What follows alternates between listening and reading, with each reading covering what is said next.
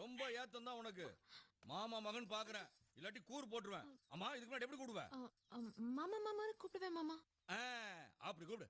அப்படி கூப்பிட்டாதான் எனக்கு மரியாதை, உனக்கு அழகு. அம்மா முக்கியமான வேலையை போயிட்டு இருந்தேன், என்ன எது கூப்பிட்டேன் சொல்லு. அது வந்து மாமா, வயல்ல ஜோலி பாக்குறவங்கள ரொம்ப திட்டுறீங்களாமே. திட்டாம கட்டிப்பிடிச்சு முத்தமா கொடுப்பாங்க. கொடுக்குற சம்பளத்துக்கு ஒழுங்கா ஜோலியை பார்க்கணும். வாயில சொல்றவங்களுக்கு என்ன, மம்முட்டி எடுத்து கொத்தி பார்த்தா தானே அதோட வலி வருத்தம் தெரியும். இது நான் கொத்த தெரியாதவனா?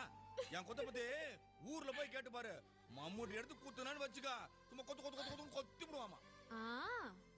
உங்க வயல்ல ஜோலி பார்க்காம வெளிய போய் 10 காசு சம்பாதிச்சுட்டு வாங்க பாப்போம். ஏய் ரொம்ப பேசாத. நான் அப்படியே போய் வெளியூர் போய் வேலை செஞ்சு வந்தனா நான் கேட்டது நீ குடுப்பியா? என்ன கேட்பாரு? ஒண்ணு வெளிய வர சொல்லுவாரு, இல்லன்னா முத்தம் கேட்பாரு, இல்லன்னா கட்டி பிடிக்க சொல்லுவாரு. சமாளிச்சுக்கலாம். என்ன சத்தியத்தையே காணு.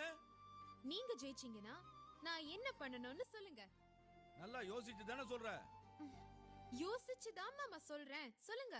நான் ஜெயிச்சிட்டா ஒரு பொண்டாட்டி ஒரு புருஷனுக்கு எப்படி மீன் குழம்பு வச்சு கொடுப்பாளோ அந்த மாதிரி கணக்கா உப்ப போட்டு தூக்கலா காரத்தை போட்டு கொல கொலன்னு தித்திப்பு புளிய போட்டு கரைச்சு பக்குவமா மீன் குழம்பு கொடுத்தா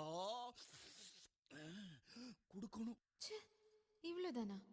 நான் ஏதேதோ கேட்பாருன்னு நினைச்சேன்.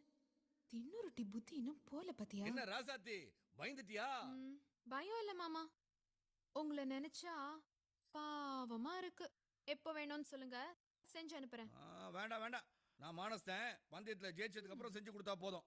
நான் வரேன்.